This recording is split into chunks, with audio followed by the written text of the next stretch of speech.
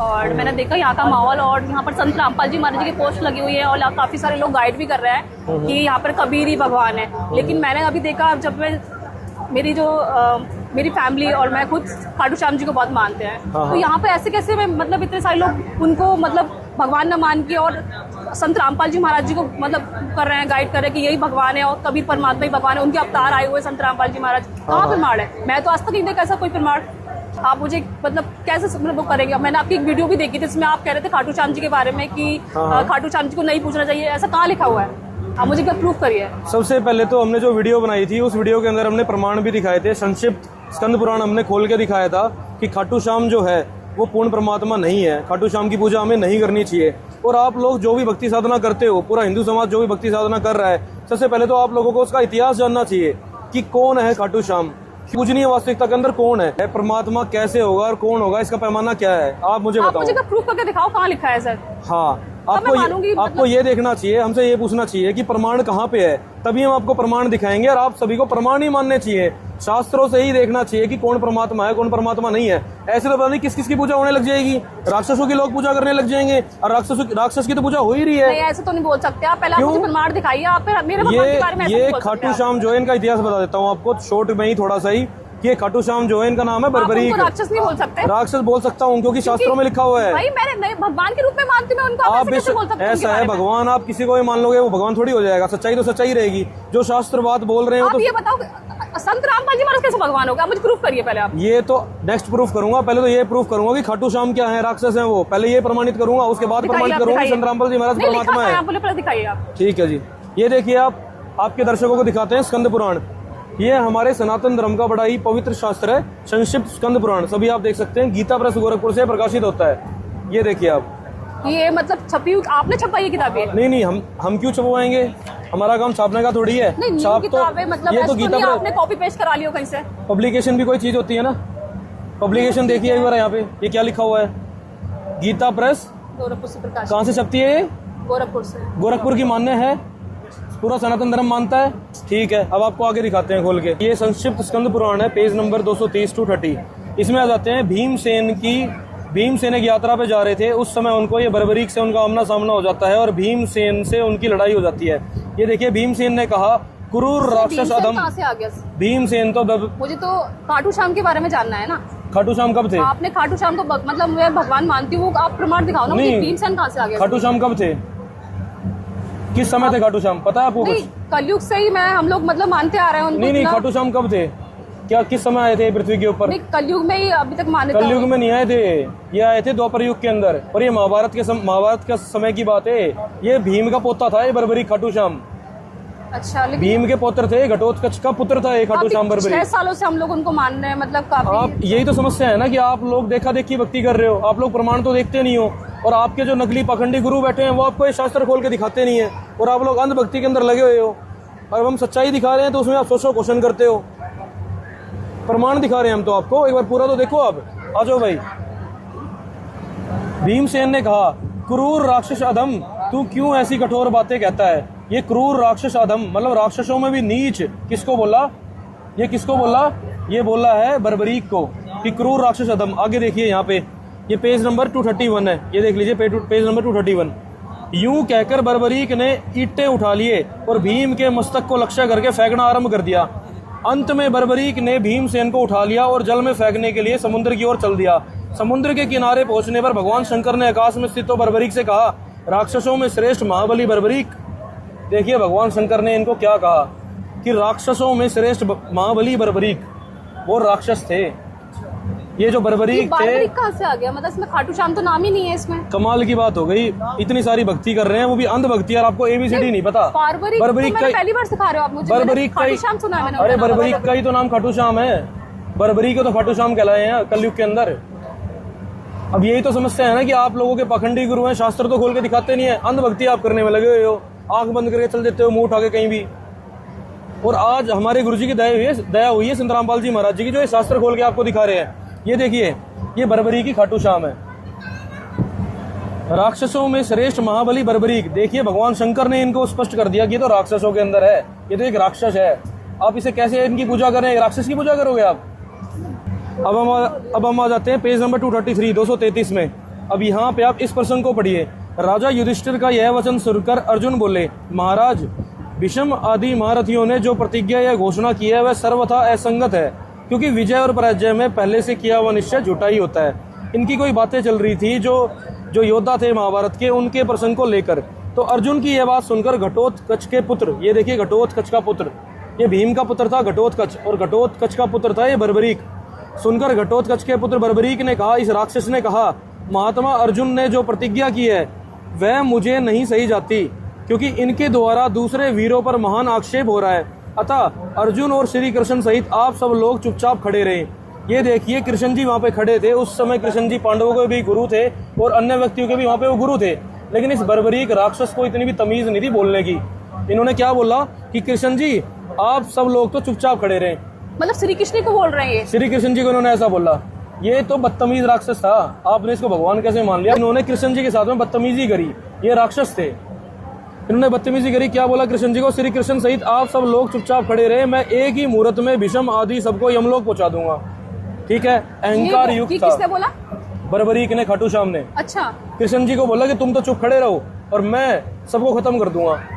अहंकारी व्यक्ति था ये, बर्बरीक राक्षस था, इस वजह से इसके अंदर अहंकार बहुत ज्यादा था। तो नहीं बोल सकते आप हमारे भगवान को ऐसे। कमाल की बात है, शंकर जी इनको राक्षस कह रहे हैं, वो ठीक है। नहीं, आप हमारे तो भगवान है ना, आपके लिए राक्षस। कमाल की बात आप हमारे भगवान के बारे में ऐसा नहीं बोल सकते। मैं नहीं बोल रहा, शंकर जी ने बोला है ना, भगवान शंकर ने बोला राक्षसों में श्रेष्ठ। देखो भीम ने क्या बोला, राक्षसों में नीच। और क्या बोल रहे हैं इनको हम? देवता बोल रहे हैं इनको हम। ये देखिए आप, अब आपको यहाँ दिखाते हैं, पेज नंबर 234 आ गया, ये 234। अब पहली बार तो कृष्ण जी ने इनकी गलती पे इन्हें माफ कर दिया, अब दोबारा इन्होंने यही अहंकार किया कृष्ण जी के सामने। इनको तमीज भी नहीं थी कि अपने से बड़ों के सामने कैसा शिष्टाचार, कैसा व्यवहार होना चाहिए। और ऐसे मूर्खों की पूजा करते हैं क्या, जिनको बोलने की भी तमीज नहीं है, अपने से बड़ों से बात करने की तमीज नहीं थी, और तुम इसकी पूजा कर रहे हो।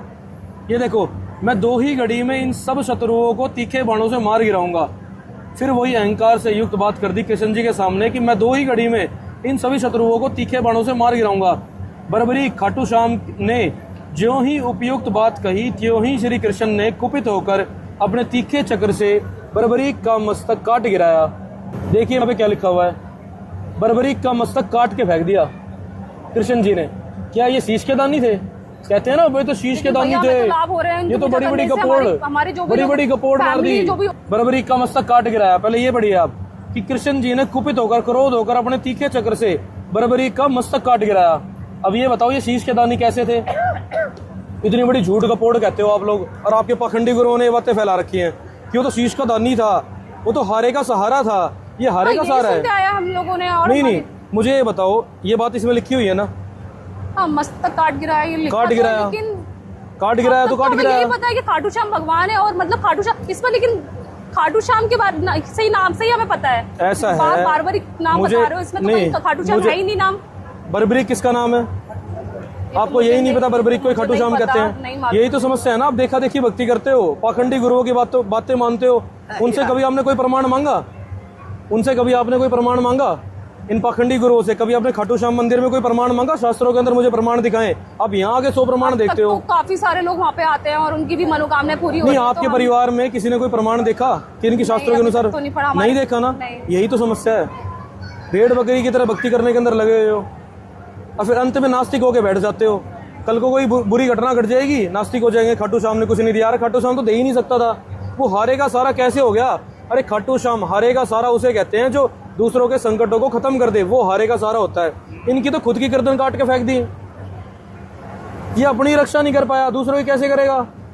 अभी आपको ये प्रमाण दिखाया स्कंद पुराण से, ये हमारे सनातन धर्म का पवित्र शास्त्र है। इसमें स्पष्ट रूप से दिया हुआ है कि जो बर्बरीक था, खाटू श्याम जिसको कहते हैं, ये एक राक्षस था, राक्षसों में भी नीच था, ये बहुत ज्यादा अहंकारी था, मूर्ख व्यक्ति था। नहीं भाई, आप ऐसा तो नहीं बोल सकते। आप प्रमाण दिखाए, अच्छी बात है, वो आपकी किताब। इन्होंने कृष्ण जी की जो बेइज्जती करी, क्या वो मूर्खता भरा कार्य नहीं था? नहीं, कृष्ण जी की जो बेइज्जती करी, क्या वो सही थी? नहीं, वो ठीक नहीं थी। लेकिन ठीक नहीं तो फिर सो मूर्ख ना गए तो क्या गए भाई? मूर्खता बड़ा कार्य ही था। कृष्ण जी तो उस समय सभी के गुरु थे, गुरुओं की इज्जत करनी नहीं आई इसको खाटू श्याम को, तुम इसे भगवान बता रहे हो। मुझे आज तक यही पता कि खाटू श्याम मतलब भगवान है, लेकिन उनमें नाम जैसे बर्बरीक पता, वो पहली बार सुना है भैया मैंने। आप बर्बरीक ही खाटू श्याम है, समझ लो इस बात को, कैमरे के ऊपर ये बात बोल रहे हैं। आज तक मैंने कभी सुना नहीं, पहली आप बार यही तो सुना है समस्या है ना, आपने कभी अपने उन पाखंडी गुरुओं से तो कुछ पूछा ही नहीं है, आंख बंद करके भक्ति कर रहे हो भेड़ की तरह। जैसे हमें पंडितों ने बताया और आजकल जो लोग जा रहे हैं तो हम लोग भी देखे अरे यही तो समस्या है ना, यही तो सबसे बड़ी समस्या है।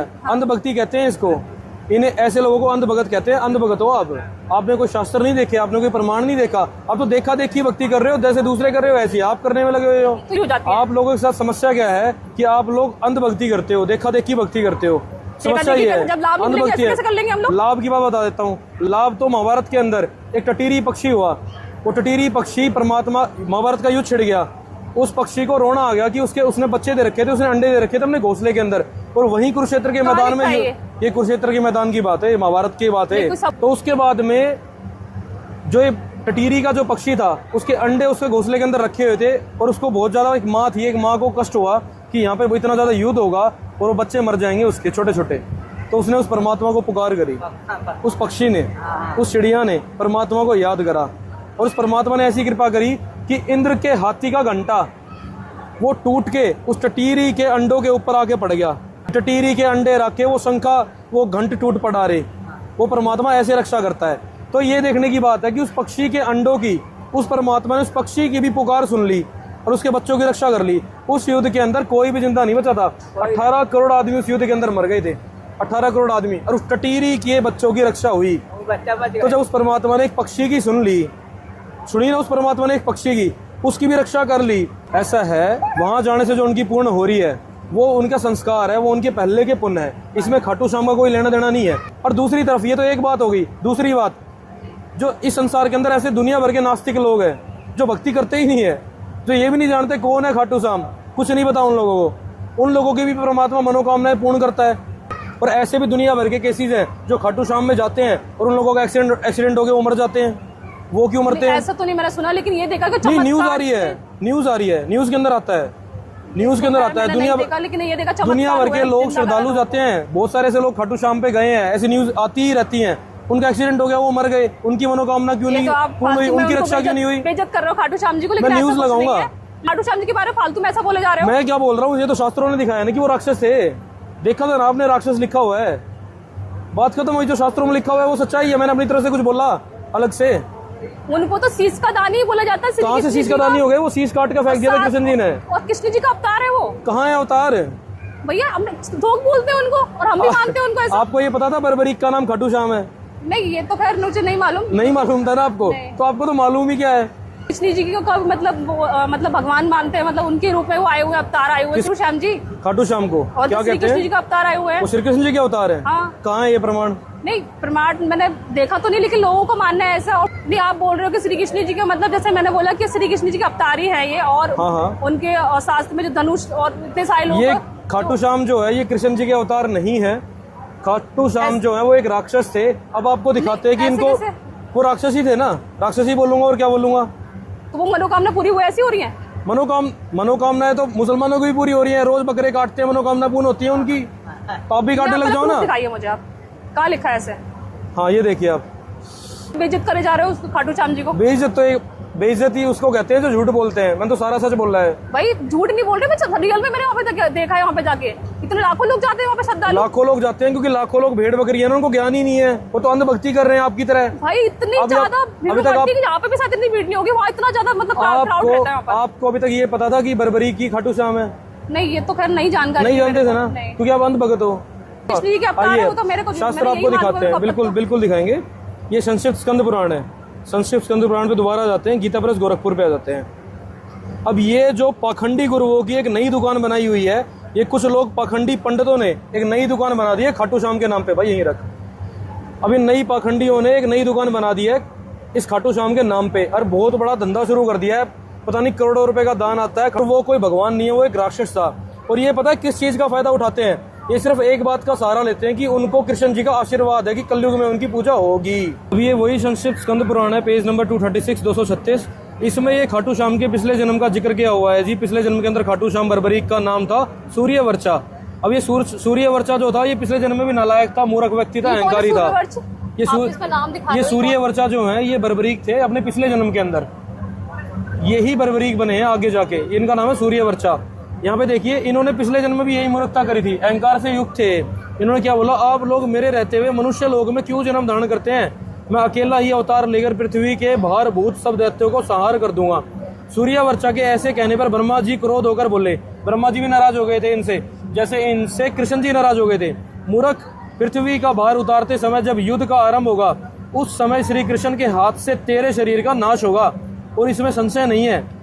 ब्रह्मा जी के द्वारा ऐसे वचन, ऐसे श्राप को प्राप्त होने पर सूर्यवर्चा ने भगवान विष्णु से याचना करी। ऐसी बातें सुनकर ये रोने लग गया, ये सूर्यवर्चा, ये बर्बरीक, ये रोने लग गया। और यहाँ से पढ़िए आप, अब विष्णु जी के आगे ये बर्बरीक रोने लग गया, हाथ जोड़कर बहुत बुरी तरह रोया। तो विष्णु जी ने बोला, यह सुनकर भगवान विष्णु ने देव सभा में कहा, ऐसा ही होगा देवियाँ तुम्हारे मस्तक की पूजा करेंगी और तुम पूज्य हो जाओगे। सिर्फ इन 2 लाइनों का सहारा लेकर ये इतने जो ये पाखंडी गुरु हैं, इन्होंने खाटू श्याम के नाम की एक दुकान ही चला दी कि तुम्हारी पूजा होगी, ऐसा वचन है विष्णु जी का। सिर्फ इन चंद वाक्यों का सहारा लेके इन्होंने एक नकली दुकान खड़ी कर दी खाटू श्याम के नाम की। विष्णु जी ने क्या कहा कि देवियाँ तुम्हारे मस्तक की पूजा करेंगे और तुम पूज्य हो जाओगे। क्या विष्णु पूजनीय है? विष्णु तो पूजनीय है ही, उनके विष्णु अवतार पूजनीय हैं, नहीं है। खाटू श्याम जी तो विष्णु तो पूजनीय है ही नहीं। जब विष्णु पूजनीय नहीं है तो ये खाटू श्याम कहाँ से पूजनीय हो जाएगा? ऐसे कैसे? विष्णु जी की खुद जन्म और मृत्यु होती है। मैं नहीं मान सकती, ऐसा हो ही नहीं सकता। आपको शास्त्रों में से भाई, प्रमाण खाटू श्याम दिखाते हैं। भगवान है और विष्णु भी भगवान है भाई। खाटू श्याम तो भगवान है ही नहीं, वो तो राक्षस है। लेकिन विष्णु जी, ऐसे नहीं बोल सकते आप खाटू श्याम जी के बारे में। विष्णु जी ही पूजनीय नहीं है। विष्णु जी ही उनकी जन्म और मृत्यु होती है, वो पूर्ण परमात्मा नहीं मैं है नहीं मान सकती। और ना वो पूजनीय है। आपको दिखाते हैं प्रमाण। अब दिखाइए कहाँ लिखा है। ये देखिए, यहाँ पे आ जाइए आप। ये श्रीमद देवी भागवत है, संक्षिप्त श्रीमद देवी भागवत है, केवल हिंदी देखिए, गीता प्रेस गोरखपुर से प्रकाशित होती है। अब मैंने क्या बोला, विष्णु जी ने तो एक बच्चे को टॉफी दे दी, लॉलीपॉप दे दिया। बच्चे को चोट लग जाती है तो बड़ा क्या करता है, ले बेटा टॉफी खा ले, एक टॉफी दे दी उसको। और विष्णु जी तो खुद पूजनीय नहीं है, तो खाटू श्याम कैसे पूजनीय हो जाएगा? मैं नहीं मान सकती। देखिए प्रमाण, आप यहाँ पे आइए। आप ये देखिए, ये तीसरा स्कंद है। ये देखिए आप, ये तीसरा स्कंद है, संक्षिप्त देवी भागवत है, पेज नंबर 136 आ गया। भगवान विष्णु बोले, भगवान विष्णु बोल रहे हैं। देखिए आप ध्यान से सुनना इस बात को। भगवान विष्णु बोले, यहाँ पे आ जाइए इस प्रसंग पे। भगवान विष्णु जी ही बोल रहे हैं, अपनी देवी माता को बोल रहे हैं, देवी दुर्गा को, तुम शुद्ध स्वरूपा हो। देवी दुर्गा को, तुम शुद्ध स्वरूपा हो, ये सारा संसार तुम्ही से उद्भाषित हो रहा है। मैं ब्रह्मा और शंकर, विष्णु जी बोल रहे हैं कि मैं ब्रह्मा और शंकर, हम सभी तुम्हारी कृपा से ही विद्यमान है। हमारा तो आविर्भाव और तिरोभाव हुआ करता है। इसका मतलब?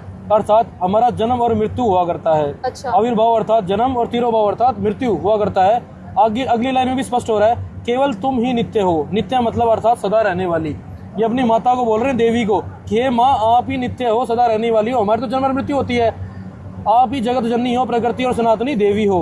अब आप आगे देखिए, भगवान शंकर क्या बोलते हैं। भगवान शंकर बोले, देवी यदि महाभाग, विष्णु तुम्ही से प्रकट हुए हैं, तो उनके बाद उत्पन्न होने वाले ब्रह्मा भी तुम्हारे ही बालक हुए। फिर मैं तमोगुणी लीला करने वाला शंकर भी तुम्हारी ही संतान हुआ। मतलब ये शंकर जी को भी पैदा करने वाली देवी दुर्गा ही है। अब आगे देखिए आप, इस संसार की सृष्टि, स्थिति और सार में तुम्हारे गुण सदा समर्थ है। उन्हीं तीनों गुणों से उत्पन्न हम ब्रह्मा और विष्णु एवं शंकर नियम अनुसार कार्य में तत्पर रहते हैं। ये तो नियम अनुसार एक नौकर की तरह नौकरी करते हैं, ये मालिक नहीं है, ये तो नौकर है सिर्फ। ये देखिए प्रमाण, यहाँ पे स्पष्ट लिखा हुआ है कि विष्णु जी तो नियम अनुसार कार्य में तत्पर रहते हैं। तो ये मालिक कहाँ से हो गए? नहीं ठीक है, नियम ये जब ये स्वयं पूजनीय नहीं है, मैं कह रहा हूँ ये स्वयं। बोलो भगवान नहीं, ये मुझे को समझ नहीं आई बात। भगवान कौन होता है? भगवान कौन होता है? जो सर्व समर्थ हो, और विष्णु जी तो अधीन है। ये देख लिया आपने। अब आपको एक और प्रमाण दिखाते हैं। ये देखिए, अब ये पहला स्कंद है, संक्षिप्त देवी भागवत है, पेज नंबर 45 पे आ जाते हैं। यहाँ पे देखिए, ब्रह्मा जी के ये विनीत वचन सुनकर भगवान श्री हरि उनसे कहने लगे। विष्णु जी बोल रहे हैं, ये देखिए, कान खोल के सुनना इस बात को। ब्राह्मण सावधान होकर सुनो, मैं अपने मन का विचार व्यक्त करता हूँ। देवता, दानव और मानव सब यही जानते हैं कि तुम सृष्टि करते हो, मैं पालन करता हूँ। शंकर सार क्या करते हैं, किंतु फिर भी वेद के पारगामी, वेद के ज्ञानी पुरुष अपनी युक्ति से यह सिद्ध करते हैं कि रचने, पालने और संहार करने की योग्यता जो हमें मिली है, इसकी अधिष्ठात्री शक्ति देवी है। शक्ति देवी कौन मतलब? शक्ति इनकी माता देवी दुर्गा अष्टंगी, वो इनकी माँ है, वो इनको जन्म देती हैं। अच्छा। और ये तो नौकर है, नौकरी करते हैं उनकी। वे कहते हैं कि संसार की सृष्टि करने के लिए तुम में राशि शक्ति का संचार हुआ है, मुझ में सात्विक शक्ति मिली है, रुद्र में तामसिक शक्ति का आविर्भाव हुआ है।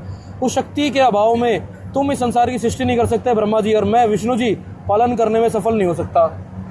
यहाँ पे स्पष्ट लिखा है। ऐसे कैसे हो सकता कि है? विष्णु जी खुद कह रहे हैं कि मैं शक्ति के शासन के अधीन रह के कार्य करता हूँ, और उस शासन, उस शक्ति के बिना मैं मैं तो आज पहली बार सुनी है ये बात, मतलब आप दिखा रहे हो, मैंने तो आज तक नहीं सुनी है। पहली बार आपने इसलिए सुना है ये, पहली बार आपने, मैं तो आज तक यही पता है कि वो भगवान है। पहली बार आपने ये बातें इसलिए सुनी है क्योंकि आज आप सही स्थान के ऊपर आए हो।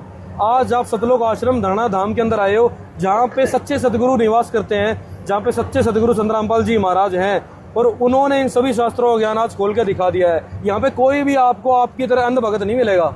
इन सभी ने शास्त्र पढ़े हैं, हमारे गुरुजी ने हमें शास्त्र पढ़ाए हैं, प्रमाण दिखाए हैं, तब हम कबीर परमात्मा की भक्ति करते हैं आज, क्योंकि पूर्ण परमात्मा कबीर जी हैं। माँ विष्णु में इस कार्य में तत्पर रहते हैं, मतलब देवी उसके हिसाब से चलते हैं, दुर्गा के हिसाब से। ये तो सिर्फ एक नौकर है, ये कंपनी के मालिक नहीं है, ये कंपनी के अकाउंटेंट है, समझ रहे हो आप? ये नौकर है, नौकरी कर रहे हैं। मतलब यही तो प्रमाण आपको अभी दिखाया। एक और प्रमाण दिखाते हैं आपको, एक प्रमाण से नहीं बनती होगी ना बात, तो एक कूरम पुराण और दिखाते हैं आपको। ये सनातन धर्म का एक और शास्त्र है कूरम पुराण, और ये प्रकाशित कहाँ से होता है? गीता प्रेस गोरखपुर से। ठीक है जी। अब इसका आपको पूरा प्रमाण दिखाते हैं कि इनकी क्या स्थिति है वास्तविकता के अंदर। अभी अध्याय नंबर 5 है, अध्याय नंबर 5 के अंदर आ जाते हैं, और पेज नंबर ये 41 है।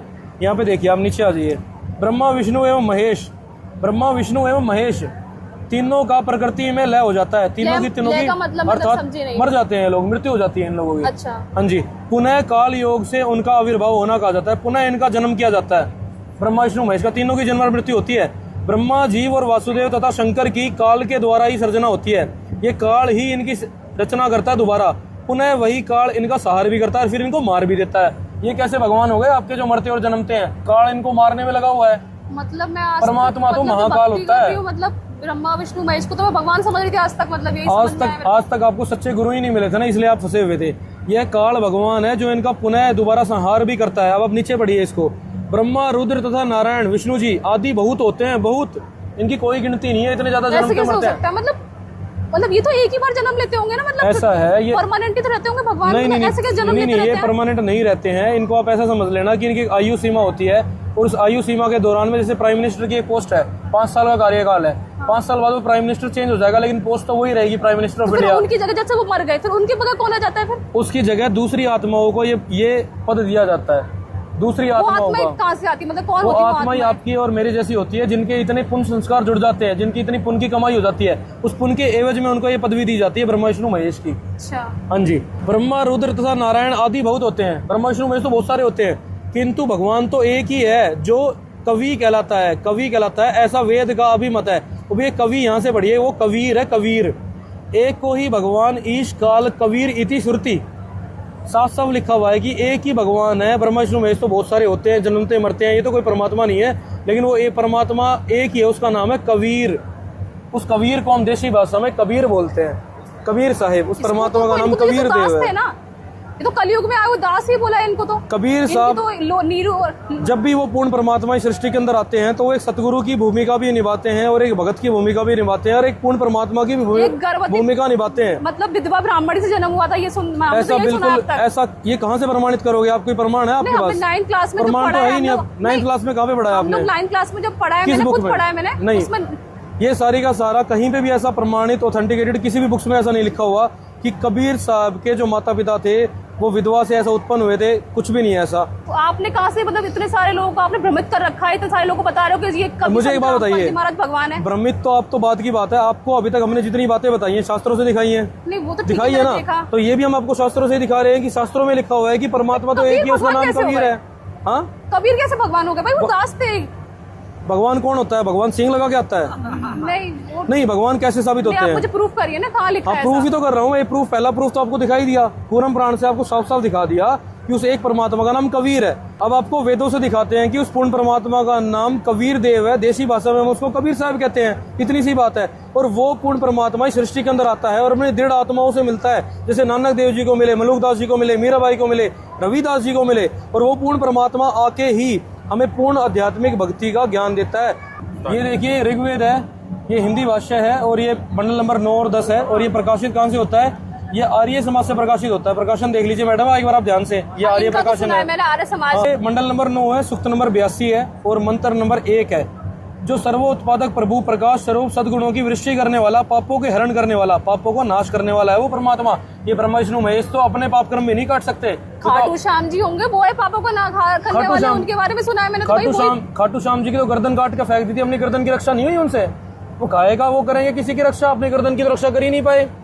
उनकी तो गर्दन काट के फेंक दी थी तो कृष्ण इतने जी ने। लोगों की भाई प्रॉब्लम को सॉल्व कर रहे हैं वो सोल्व नहीं कर रहे हैं, वो तो परमात्मा सोल्व कर रहा है। जो सर्वोत्पादक प्रभु प्रकाश स्वरूप सद्गुणों की वृष्टि करने वाला, पापों के हरण करने वाला है, वह राजा के समान दर्शनीय है। पृथ्वी आदि लोक लोकांतरों के चारों ओर शब्दायमान हो रहा है। वह वर्णीय पुरुष को जो दृढ़ भगत है उसको पवित्र करता हुआ प्राप्त होता है। देखिए, वह वर्णीय पुरुष को प्राप्त होता है, दृढ़ भगत को, जैसे कबीर परमात्मा मिले नानक देव जी को। जिस प्रकार विद्युत स्नेह वाले स्थानों को आधार बनाकर प्राप्त होता है, इस प्रकार उक्त गुण वाले परमात्मा ने ब्रह्मांड को उत्पन्न किया। अब वो परमात्मा क्या करने आता है? हे परमात्मा, उपदेश करने की इच्छा से आप महापुरुषों को प्राप्त होते हो। ज्ञान देने के लिए, भक्ति देने के लिए वो परमात्मा आता है। और उस परमात्मा का नाम क्या है? उस ये दिखाओ कि कबीर, जो आप कबीर कबीर बोल रहे हो ना बार बार, उस परमात्मा का नाम है, उस कबीरदास है, वो तो भगवान कैसे हो गया वो? ये देखिए आप, यज्ञ करने वाले यजमानों के लिए परमात्मा। ये सूक्त नंबर 9 है, मंडल नंबर 86, मंत्र नंबर 26। यज्ञ करने वाले यजमानों के लिए परमात्मा सब रास्तों को सुगम करता हुआ, जो भगत भक्ति करते हैं, परमात्मा उनके संकटों को टालते हैं, उनके विघ्नों को मर्दन करता है और उनको पवित्र करता हुआ, और अपने रूप को साकार है परमात्मा, राजा के समान दर्शनीय है। कबीर देव उनका नाम है। अपने रूप को समझ नहीं आया, मैं दिखाई नहीं दिखाते हैं, कहाँ लिखा है? अपने रूप को सरल करता हुआ वह कांतियां मैं परमात्मा कवि। तो इसका देखो ट्रांसलेट उन्होंने सही लिखा, सर्वज्ञ लिखा है, मतलब तो कोई कवि, भगवान कैसे हो गया कवि? कोई कवि सर्वज्ञ होता है, और जो कवि सर्वज्ञ है तो वो परमात्मा ही है। तो कवि तो एक पोएट होता है ना, मतलब पोएट मतलब पोएम बोलने वाले उसको बोलते हैं कवि। तो ये देखिए आप, आपको सबसे पहले यही साबित करते हैं हम।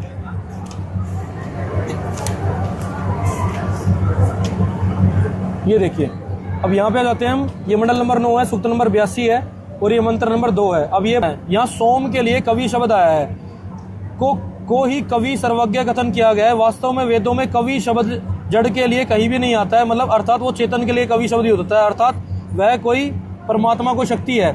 इतना ही नहीं, किंतु कबीर, मनीषी, परिभु, स्वयंभू इत्यादि वाक्यों में कवि शब्द परमात्मा के लिए ही आया है। कवि शब्द किसके लिए आया है? परमात्मा के लिए ही आया है। स्पष्ट हो गया यहाँ से कि कवि शब्द जो है वो परमात्मा के लिए आया है। इस प्रकार उक्त मंत्र में कवि शब्द से परमात्मा का ग्रहण करना चाहिए, जड़ सोम का नहीं। मतलब जो कवि वो है वो परमात्मा है, वो परमात्मा है, ये मतलब है। बिल्कुल। और ये कवि सिर्फ कवि नहीं है, ये कबीर है।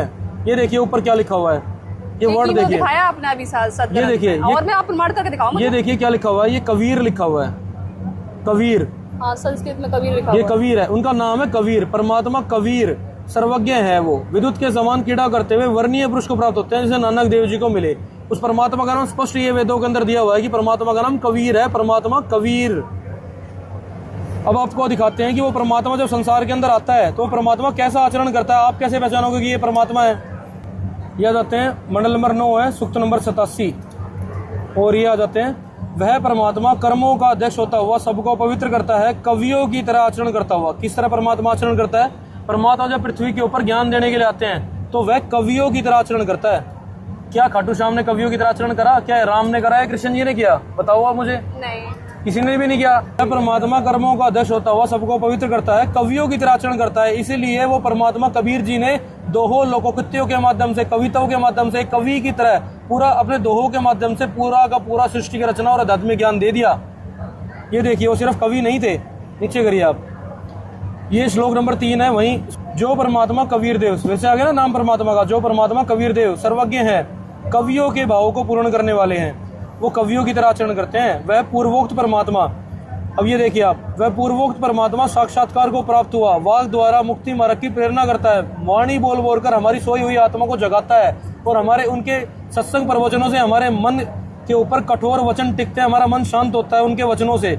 जैसा कि नौका के पार लगाने के समय नाविक प्रेरणा करता है, और सब देवों का देव गुप्त नामों को प्रकट करता है। इसलिए उस आदि राम, आदि परमात्मा का नाम कबीर है। कबीर क्योंकि हमारे वेद प्रमाणित करते हैं कि वो परमात्मा का नाम कबीर है, खाटू श्याम नहीं, और ना ही कृष्ण जी, ना ही विष्णु जी, ना शंकर जी। नहीं तो फिर ये लोग अभी ऐसे संत रामपाल जी महाराज जी कबीर मतलब भगवान कैसे, उनको कैसे पूछ रहे हैं? मुझे समझ नहीं आई मेरे को बात। संत रामपाल जी महाराज हमारे नाम पर देखो तस्वीर लगा रखी संत रामपाल जी महाराज। देखिए आप मेरी बात सुनिए, महिमा इतनी दी जा रही है। अभी आपको प्रमाण के कबीर साहब जी के, अभी आपको इतना समझ में आया कि कबीर ही परमात्मा है? हाँ, ये तो आपने मुझे अभी हमने प्रमाण दिखाए, हमने आपको वेद दिखाए, ये तो समझ में आपको आ गया कि कबीर ही परमात्मा है। अब इसमें वेदों के अंदर ये लिखा हुआ है कि वो परमात्मा संत रूप के अंदर संसार के अंदर आते हैं, वो परमात्मा संत रूप के अंदर आते हैं, एक तत्वदर्शी संत की भूमिका निभाते हैं, परमात्मा तो संसार के अंदर आते हैं। माँ बाप भी तो सबसे बड़े गुरु होते हैं, मैंने यही सुना है अभी तक। माँ बाप तो सबसे बड़े गुरु नहीं होते हैं, तो माँ बाप तो सिर्फ पहले गुरु होते हैं, पहले गुरु माँ बाप होते हैं। लेकिन अध्यात्म ज्ञान के गुरु जो होते हैं वो हमारी ज़िंदगी में सबसे बड़े गुरु होते हैं, क्योंकि माँ बाप से तो हमारी सिर्फ शरीर की रचना हुई है,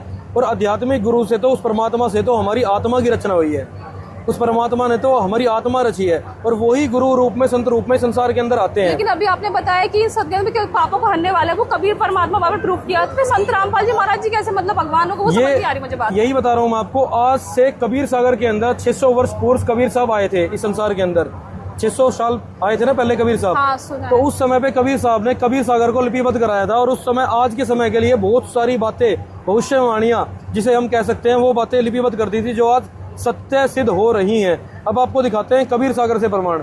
ये देखिए, अब आपको दिखाते हैं कबीर सागर। ये कबीर सागर आज से 600 वर्ष पूर्व लिखा गया था, लिपिबद्ध किया गया था। कबीर साहब की सभी वाणियां इस कबीर सागर के अंदर लिपिबद्ध है। कबीर परमेश्वर के वचन इसके अंदर लिपिबद्ध है। ये सूक्ष्म वेद है, 5वां वेद। अब आपको ये दिखाते हैं कि ये प्रकाशित कहाँ से होता है। ये प्रकाशित होता है खेमराज श्री कृष्णदास श्री वेंकटेश्वर प्रेस, बंबई से प्रकाशित होता है। अब इसमें से हम आपको प्रमाण दिखाएंगे कि संत रामपाल जी महाराज ही कबीर जी हैं, और आज से 600 वर्ष पूर्व ये बातें, भविष्यवाणियां हो गई थी कि खुद कबीर परमात्मा इस समय आएंगे जब कलयुग 5505 वर्ष बीत जाएगा, और वो सभी अज्ञान को मिटा के, सभी नकली धर्म गुरुओं को भगाकर एक सच्चे सनातन धर्म का, आदि सनातन धर्म को दोबारा स्थापित करेंगे। मतलब ये सच्ची संत है, मतलब बाकी सब नकली हैं। बिल्कुल नकली हैं, ये तो उनका ज्ञान ही साबित कर सकता है। आप तो ज्ञान कंपैरिजन करोगे, उसी से पता चल जाएगा आपको कि सारे के सारे नकली हैं बाकी। अब आपको ये दिखाते हैं, ये कबीर साहब की कबीर बाणी है, पेज नंबर 136 है। कबीर बाणी, द्वादश पंथ चलो सो भेद, द्वादश पंथ काल फुरमाना, भूले जीवना जाए ठिकाना। कबीर साहब ने 600 साल पहले ही अपने आने वाले समय के जितने भी पंथ हैं अभी के, उन सब का विवरण पहले ही बता दिया था। देखो आप, कितनी सच्ची वाणी इसके अंदर लिखी हुई है जो सत्य सिद्ध हो रही है। द्वादश पंथ काल फुरमाना, भूले जीवना जाए ठिकाना। अब इसको पढ़ते हुए हम सीधा नीचे आ जाते हैं। ये देखिए, 1775 हुई तादिन प्रेम प्रगटे जग सोई, आज्ञा रहे बरमबोध लावे, कोली चमार सबके घर खावे। 12वें पंथ प्रकट हुआ बाणी, 12वां पंथ गरीबदास जी महाराज जी का हुआ छुड़ानी झज्जर के अंदर। आज भी प्रमाणित एक मील का पत्थर बना हुआ है, गरीबदास जी का स्थान वहाँ पे बना हुआ है, गरीबदास जी का धाम वहाँ पे बना हुआ है, जो ये बातें प्रमाणित करता है। ज्यादा पुरानी बात भी नहीं है, 250-300 वर्ष पुरानी बात है कि उस समय गरीबदास जी आए थे, पहले ही बता दिया था कबीर साहब ने। 12वें पंथ प्रकट हुआ बाणी, शब्द हमारी की निर्णय ठानी। अब ये देखिए, 12वें पंथ हम ही चलावे कि 12वें पंथ में आगे खुद कबीर परमात्मा दोबारा चलकर आएंगे, और सब पंथ मिटा के, सभी नकली पाखंडियों को भगाकर, सब पंथ मिटा के एक ही पंथ चलावें।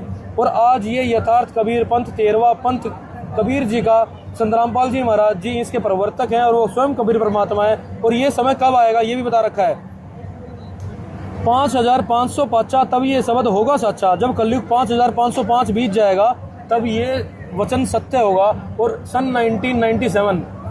1997 में 5505 वर्ष कलयुग को बीत चुके थे, और उसी समय से हमारे गुरुजी ने खुले आम इस सार नाम की वास्तविकता का भेद देना इस संगत को शुरू कर दिया था। उस समय से ये जो मारा गया, ये पीक पे आ गया है। सहस्त्र वर्ष ग्रहण निर्धारा, आगे हम सत्य कबीर पुकारा, 1000 वर्षों तक अब ये भक्ति निर्बाध चलेगी।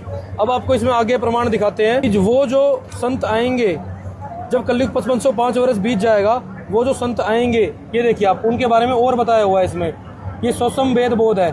ये देखिए, 5 सहस और 500 जब कलयुग बीत जाए, महापुरुष फरमान तब जग तारण को आए। हिंदू तुर्क आदि सभी जेते जीव जहान, सतनाम की साख गए, पावे पद निर्वाण। यथा सरित गण आप ही मिले सिंधु में धाये, सत्सुकृत के मध्य तुम्ही सभी पंथ समाये। मतलब सभी के सभी पंथ इस एक पंथ के अंदर समा जाएंगे। सभी हिंदू मुसलमान मिलकर एक ही भक्ति करेंगे कबीर परमात्मा की, जब वो महापुरुष परमात्मा इस भक्ति को देने के लिए आएंगे। एक अनेक ना हो गए, पुनः अनेक हो एक, और हंस चले सतलोक सब सतनाम की टेक।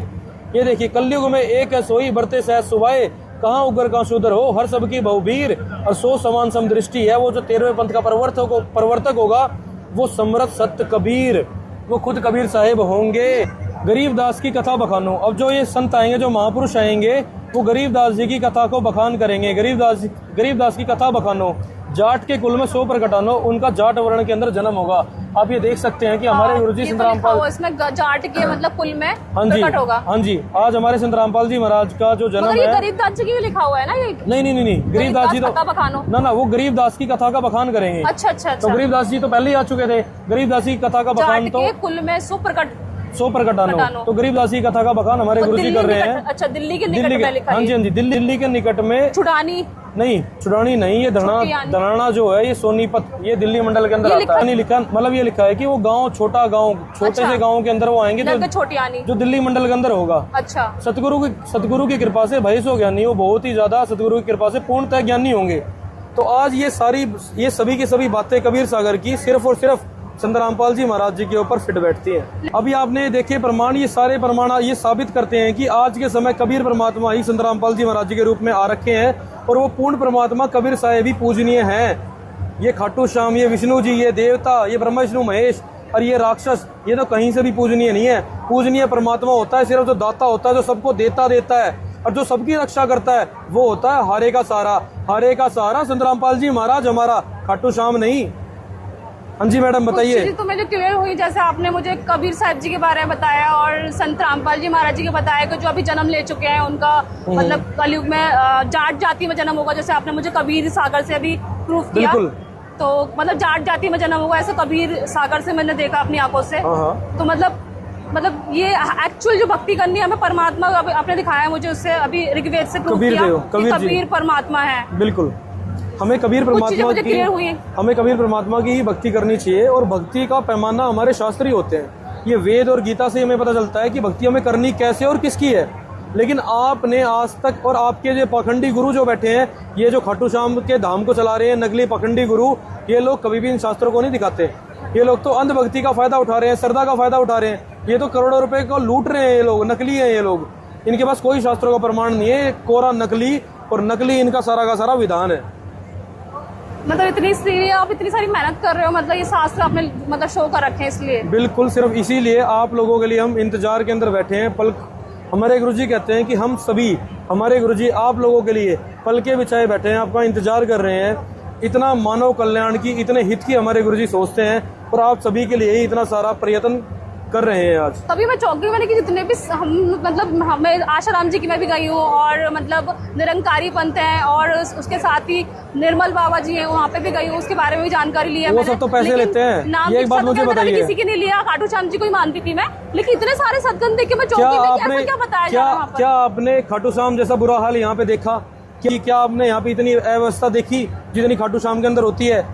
यहाँ पे एक एक भगत को इज्जत के साथ जगह मिलती है, यहाँ पे सम्मान मिलता है, यहाँ पे फ्री ऑफ कॉस्ट खाना पीना मिलता है, कोई पैसा नहीं ले जाता। खाटू श्याम के अंदर तो दुकानदार श्रद्धालुओं की पिटाई करते हैं, रोज वीडियोस आई रहती हैं नेट के ऊपर, दुकानदारों ने पीटा श्रद्धालुओं को। खाना पीना अच्छा था यहाँ पर, खाना पीना भी अच्छा था, यहाँ पे ज्ञान भी अच्छा है, भगवान भी अच्छा है, यहाँ पे तो सब कुछ अच्छा है, क्योंकि यहाँ पे पूर्ण परमात्मा कबीर साहब की भक्ति होती है। और खुद शास्त्र देख के चौकी में कि ऐसा क्या बताया जा रहा है यहाँ पे, मतलब भगवान तो खाटू श्याम है, वो तो सबको ही पता है, लेकिन शास्त्रों में क्या दिखाया जा रहा है वो चीज देख के मैं चौक गई थोड़ा। इसलिए मेरे मन में सवाल आया कि ऐसा क्या दिखा रहे हैं यहाँ पर।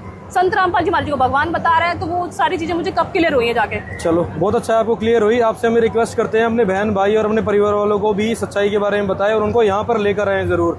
आप सभी से ये रिक्वेस्ट है, ज्यादा से ज्यादा सतलोक आश्रम के अंदर आए और अपना कल्याण करवाएं। सच्चाई मुझे भी बहुत अच्छा लगा यहाँ पर आके, और जैसे भैया ने मुझे बताया, सारे शास्त्रों से प्रूफ किया कि संत रामपाल जी महाराज जी मतलब गुरु है, जाट जाति में जन्म लेंगे, वो ऐसा भी प्रूफ किया इन्होंने मुझे, तो अच्छा लगा। अब देखते हैं कौन कौन इस चीज को मानता है, लेकिन मेरे को तो समझ में आ गई ये बात।